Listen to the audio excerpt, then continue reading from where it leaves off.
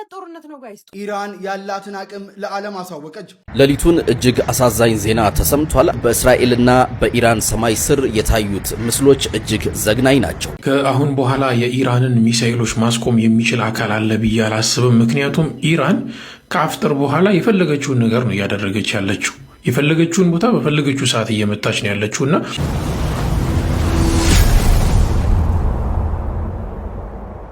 አሰላሙ አለይኩም ወራህመቱላሂ ወበረካቱሁ። ውድ የተከበራችሁ የቻናሌ ቤተሰቦች እንዴት ናችሁ? ለዚህ ለሁለት ቀን ያክል እንግዲህ የተለያዩ መረጃዎችን ወደ እናንተ እያደረስኳችሁ አልነበረም። ከ3 ከ4 ቀን በፊት እንግዲህ ያው ስለ ኢራንና ስለ እስራኤል የነበረው መረጃ በፍጥነት ወደ እናንተ እያደረስኩ ነበር። እንግዲህ አሁን ላይ ደግሞ ትኩስ መረጃዎች አሉ። እነዛን መረጃዎች ወደ እናንተ አካፍላችኋለሁ። እስከ ፍጻሜው ድረስ ሁላችሁም እንድትከታተሉ እያልኩኝ የነዚህ የሁለት ሀገራቶች ጦስ ለሌሎች ሀገራቶችም እየተረፈ ነው። እንግዲህ አሁን ላይ እንደምንሰማው መረጃ ከሆነ ጦርነቱ እየተባባሰ እነ ኢራን፣ እነ ሳዑዲ አረቢያ፣ እነ ዱባይ፣ እነ ቤይሩት እንዲሁም ደግሞ ሌሎች ጅቡቲ እና ሌሎች መሰል ሀገራቶችን ጨምሮ ማለት ነው። ያው አሜሪካ እንዳለ ይታወቃል። ነገር ግን ሌሎችም ሀገራቶች ማለት ነው ተጣቅሰው በዚህ በሁለቶቹ ሀገራቶች ጦርነት ምክንያት ሁሉም እንግዲህ የተለያዩ ድብደባ እየደረሰባቸውና ብዙ የንብረት መውደም አይነት ነገር እየደረሰባቸው ይገኛል። ይሄ ነገር እንግዲህ ከቀን ወደ ቀን እየቀነሰ መፍትሄ እያገኘ ይመጣል ሲባል አሁን ላይ እየጨመረ ነው የመጣውና ሳውዲ አረቢያ ላይ የተፈጠረው ነገር በጣም ገራሚ ነገር ነው። ሲቀጥልም ደግሞ እንግዲህ እነ ዱባይ ላይ እና እነ ቤይሩት ላይ ጆርዳንን ጨምሮ ማለት ነው አሁን ላይ እየተመታ ይገኛልና ይሄ ነገር ለምን እንደዚህ ሆነ የሚለውም ለብዙ ሀገራቶች እያስገረመ ነው። በዚሁም ደግሞ ጦርነቱ ይበቃል ሲባል እስከ 6 ወርም ድረስ እንዋጋለን የሚል አይነት ነገር ነው አሁን እየሰማን ያለነው መረጃ ማለት ነውና አሁን ላይ እንግዲህ ወደ 9 ቀን ምናምን እያስቆጠረ ነው ይሄ ጦርነት። ግን በጦርነቱ ምክንያት በጣም በርካታ ንብረቶች ወድመዋል። ወደ 36 አካባቢ የሚሆኑ የነዳጅ ማከማቻ ቦታዎች ተመተዋል። የት ላይ ካላችሁ እንግዲህ ኢራን ላይ ማለት ነው። በባለፈው ሌሊት እንግዲህ ኢራን በከፍተኛ ሁኔታ እስራኤልና አሜሪካ በጥምር ጥቃት ማለት ነው ከፍተኛ ድብደባ ሲያደርጉባት አድረዋል። ኢራን ላይ ኢራን በርካታ የሚባሉ የነዳጅ ማከማቻ ቦታዎቿን አታለች በባለፈው ሌሊት። አሁን ላይም ደግሞ በጣም አስጊ የሚባል ምሽት ነው እየተባለ ነው የሚገኘውና እሱንም እንግዲህ ቀጣይ አዲሱ መረጃ የምናሳውቃችሁ ይሆናል። ነገር ግን ይቺ ሀገር እኔ እንደተመለከትኩትና እንደተረዳሁ ከሆነ እጅ የምትሰጥና እንዲሁም ደግሞ ፈርታ የምታድር ሀገር እየሆነች አይደለም። ለምን ያለ አቅሟን ሙሉ አውታዬ የተኮሰችና ምችለውን ሁሉ እያደረገ ትገኛለች። እርስ በርስ የመጫረስ አይነት ነገር ካልሆነ በስተቀር አምና ወይም ፈራሁ ብላ ወደ ኋላ የምትል ሀገር እየሆነች አይደለም ይቺ ኢራን ማለት ነውና አሜሪካና እስራኤል ደግሞ በባለፈው አዳር በከፍተኛ ሁኔታ ኢራን ደብድበዋታል። እስካሁን ኢራን ከፍተኛ ምት እየመታኝ እንደነበረ ይታወቃል። ነገር ግን ደግሞ አሁን ላይ ከበድ ያለ ጥቃት እሷ ላይ የደረሰ መሆኑን እየሰማን እንገኛለን። እስቲ ለማንኛውም አዳዲስ መረጃዎችም አሉ። እነሱንም እንግዲህ ያካፈልኳችሁ በየመካከሉ አስተያየትም እየሰጠኋችሁ አብረን እንቆያለን ማለት ነው። ለቻናሉ አዲስ ከሆናችሁ ሰብስክራይብ አድርጉ፣ ላይክ አድርጉ፣ ሼር አድርጉ መረጃ እስከሆነ ድረስና ቪዲዮም ብዙ እየጫነ ስላላደለ ቻናሉ ታውቃላችሁ እይታው በጣም ቀንሷል። የምትችሉትን ያክል እንግዲህ ሼር እና ላይክ እያደረጋችሁ ትብብር እያደረጋችሁልን መረጃዎቻችንን አብረን እየሰማን እንቆያለን ማለት ነው። እስቲ አንዳንድ መረጃዎችን እናካፍላችሁና እንመለሳለን። ጦርነት ነው ጋይስ። ጦርነቱ መልኩን ቀይሮ የነዳጅ እንዲሁም ደግሞ ሌሎች የመሰረተ ልማቶች ጦርነት መሆኑን እየቀጠለ ይገኛል። የምትመለከቱት ጥቃት ትላንትና ማታ ነግሬያችሁ ነበረ። አሜሪካ እንዲሁም ደግሞ እስራኤል በጥምር ኢራን ላይ የሰነዘሩት ጥቃት ላይ የምትመለከቱትን ትልቅ የሚባል የኢራን የነዳጅ ማጣሪያ ላይ ጥቃት በማድረሷ ነው የምትመለከቱት ፍንዳታ እንዲሁም ደግሞ እስከ አሁን ድረስ ሌሊቱን ሙሉ እንዲሁም ደግሞ እስካሁን ሰዓት ድረስ የምትመለከቱት እየተስፋፋ የሚገኙ በተለይም ደግሞ የነዳጅ ማጣሪያ በመሆኑ ምክንያት የተለያዩ አደጋዎችን በየሰዓቱ እዛው ላይ እየተደጋገመ እየተፈጠረ እንደሆነም ጭምር እየተመለከትን እንገኛለን። ይህ ብቻ አይደለም። በዩናይትድ አረብ ኤምሬት እንዲሁም ደግሞ በሳውዲና በባህሬን ጨምሮ ማለት ነው ትልልቅ የሚባሉ የነዳጅ ማጣሪያዎች ተመተዋል። እንዲሁም ደግሞ መርከብ ላይ የሚገኙ የነዳጅ ጫኝ መርከቦች ራሱ እየተመቱ ነው የሚገኙት። ይህ ብቻ አይደለም። እጅግ በጣም በሚያሳዝን ሁኔታ ንጹህ የመጠጥ ውሃ የሚያገኙባቸው አማራጮች ማለትም ደግሞ ውሃን ከጨው የሚለዩባቸው ትልልቅ የሚባሉ መሰረተ ልማቶች ማለትም ደግሞ ለሀገሪቱ ህልውና የሆኑ መሰረቶችም ጭምር እየተመቱ ነው የሚገኙት። ትናንትና የአሜሪካ ጥቃት በኢራን የውሃ ማጣሪያ ላይም ከፍተኛ የሆነ ጥቃትን አድርሷል። እንዲሁም ደግሞ በባህሬንና በሳውዲ አረቢያ ላይም ጭምር እንደዚህ ጥቃቶች እንደደረሱ መረጃዎች እየተዘዋወሩ ይገኛሉ። ይህ ነገር በዚሁ የሚቀጥል ከሆነ ለሰዎች ህይወት እጅግ በጣም አስጊ ይሆናል። አሁንም እንደዚህ ጥቃቶች እየተሰነዘሩ ነው። ከኢራንም ከእስራኤልም በኩል የተለያዩ ጥቃቶች እየተሰነዘሩ ነው የሚገኙት። በዚህና በሌሎች አዳዲስ መረጃዎች በፍጥነት መልሳለሁ። እንግዲህ እንደምሰሙት ነው መረጃው ኢራን ላይ እየተፈጠረ ያለው ነገር በትናንትናው ዕለትና ዛሬ ውሎ ማለት ነው በጣም ከምንም በላይ ኢራንን እየጎዳት ይገኛል።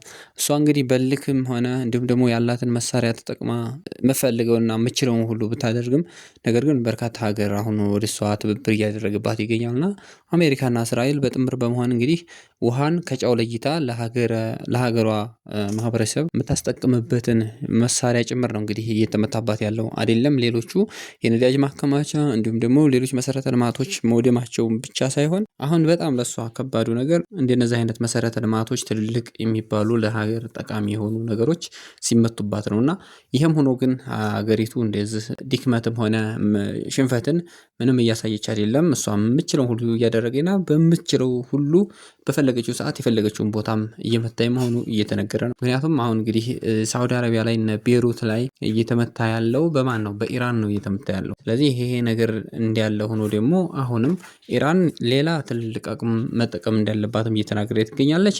እስኪ ሌላ መረጃ ላካፍላችሁ። ኢራን ያላትን አቅም ለዓለም አሳወቀች። ለ6 ወር ሙሉ በሙሉ አቅም ጦርነት ማድረግ እንችላለን በማለት የአይአርጂሲው ቃል አቀባይ አሊ መሐመድ ተናግሯል። በአልጀዚራ በተሰራጨው በዚህ ቪዲዮ ላይ ቃል አቀባዩ እንዳሉት ኢራን ቢያንስ ለሚቀጥሉ 6 ወራት ለሚካሄደው ከፍተኛ ጦርነት ዝግጁ መሆንና ገና ብዙዎቹ አዳዲስ ሚሳኤሎቿና ድሮኖቿ እስካሁን ድረስ ጥቅም ላይ እንዳልዋሉ ተናግረዋል። ከተጀመረ 9ኛ ቀኑን ያስቆጠረው የመካከለኛው ምስራቅ ጦርነት በየደቂቃው አዳዲስ ጥቃቶችና አዳዲስ ጉዳዮች እየተፈጠሩ ጦርነቱ እየተባባሰ መጥቷል። እንግዲህ ከ5 እስከ 6 ወር በፊት ለ12 ቀናት እነዚህ ኢራንና እስራኤል ሲደባደቡ መቆየታቸው ይታወቃል። ነገር ግን መሀል ላይ ጋፕ ብሎ ነበረ። አሁን ደግሞ እንግዲህ እንደ አዲስ ተጧጥፎ ልክ 9ኛ ቀኑን አስቆጥሯል። ፊት ላይ እነ ሩሲያ እነ ቻይና እንዲሁም ደግሞ ሌሎች ሀገራቶችን ጨምሮ ወደ ኢራን ድጋፍ አድርገው የዛኔ እስራኤል ላይ ከፍተኛ ጥቃት ደርሶባት አሳምኖ ሁሉ ነበር እንግዲህ ጦርነቱ በርዶ የነበረው። ግን አሁን ላይ ደግሞ አወዛጋቢ ሆኗል። ዛሬ ላይ የሆነ ነገር እንደዚህ ሆኗል ተብሎ ነገር ደግሞ ተቀይሮ ነው የምንሰማው መረጃና ደግሞ ጉዳዩም ይሄ ነው ተብሎ የሚቋጭና የሚጨበጥ ነገር እያገኘንበት አይደለም። አስጊ ነው። አሁንም ግን አሁን እንደምንሰማው ተሆነ መረጃው በከፍተኛ ሁኔታ ኢራን አሁንም ትልልቅ የሚባሉ መሳሪያዎችንና አቅሞችን ሙሉ ለሙሉ ለዚህ ጦርነት አልተጠቀምኩም፣ የሚቀጥል ከሆነና የማያርፉ ከሆነ አሁንም ለ6 ወራት ያክል ያለ ኃይሌን አሟጥጬ የምችለውን ሁሉ አደርጋለሁ የሚል አይነት ነገር ነው እያወጣች ያለችው መግለጫ። ይሄ ማለት ደግሞ እንግዲህ 6 ወር አይደለም ቀርቶ በ15 ቀን ውስጥ ምን ሊፈጠር እንደሚችል በጣም ይከብዳልና ይሄን ይመስላል። ለማንኛውም መረጃው እስቲ ኢራን ምን እያሰበች ነው የሚለውን እስቲ ከወንድማችን አንድ ቪዲዮ ላሰማችሁ። ከአሁን በኋላ የኢራንን ሚሳኤሎች ማስቆም የሚችል አካል አለ ብዬ አላስብም። ምክንያቱም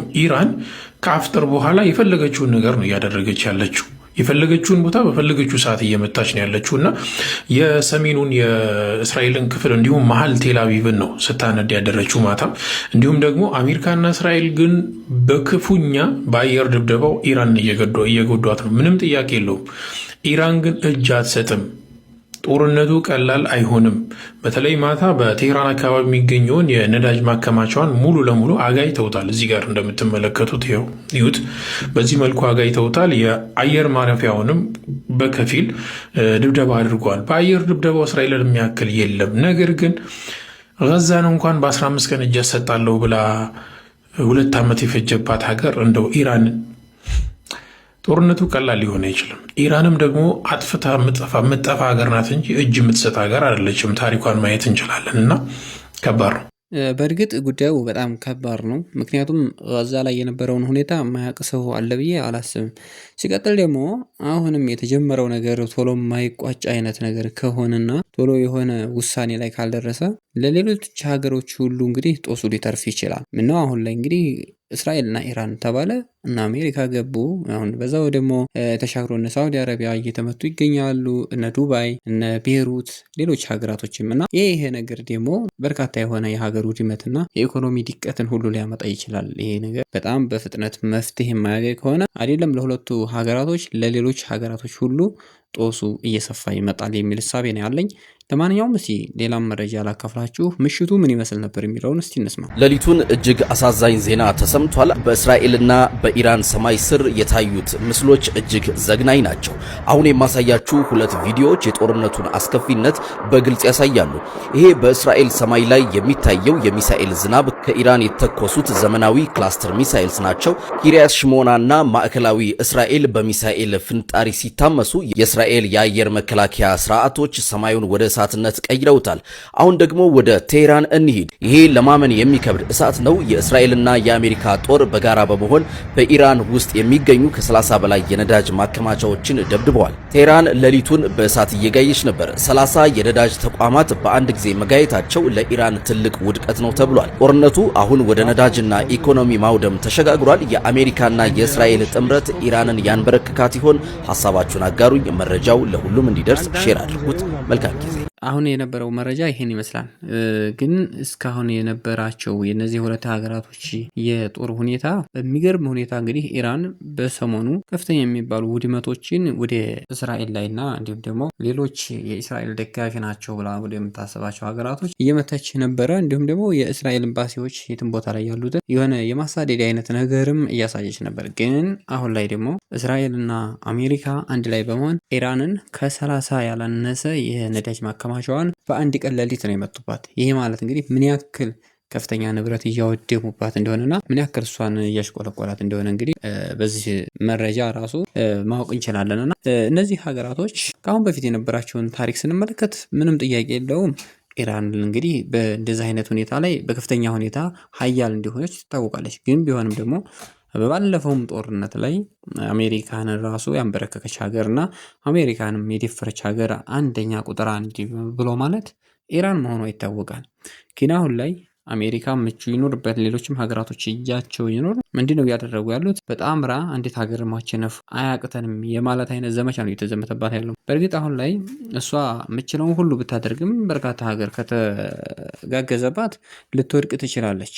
ምነው አንዲት ሀገር እስከሆነ ድረስና ይሄ ነገር ግን ለብዙ ሀገራቶች አሁን ይቺ ኢራን በዚህ ሁኔታ ላይ ተቀጠለች ትቸነፍ ይሆን ወይስ ደግሞ አቸነፍ አሁንም ስሟን የበለጠ ከፍታ አድርግ ይሆን የሚለው ለብዙ ሀገራቶች እንግዲህ መቀባበያና አዲስ ነገር ሆኖ እየተቀባበሉትና እየተወራ የሚገኝ ሁኔታ ነው። ይህን ነገር ደግሞ እንግዲህ ወደፊት የምናየው ነገር ነው የሚሆነው። አሁን ያለንበት ሁኔታ ለማንኛውም መረጃው ይሄን ይመስላል። እናንተም እንግዲህ የሰማችሁትና አዲስ ነገር ካላችሁ ኮመንት አድርጉ። የነበረን መረጃ ይሄን ይመስላል። በቀጣይ በአስተማሪ ቪዲዮና እንዲሁም ደግሞ በትኩስ መረጃ መጥቼ እስከምንገናኝ ድረስ በያላችሁበት ሰላማችሁ ይብዛ። ግን ይህንን ቪዲዮ የምችሉትን ያክል ላይክ እና ሸር አድርጉት። ለምን ዩቲዩብ ቻናላችን ቪዲዮ ቶሎ ስለማንጭንበት በተለያዩ ችግሮች ምክንያት ማለት ነው ቪው እያገኘ አይደለምና ቪዲዮውን እንግዲህ በጣም ሸር እንድታደርጉልን እንላችኋለን። ሌላ ፕሮግራም ላይ እንገናኝ። ሰላም አለይኩም ወረህመቱላህ።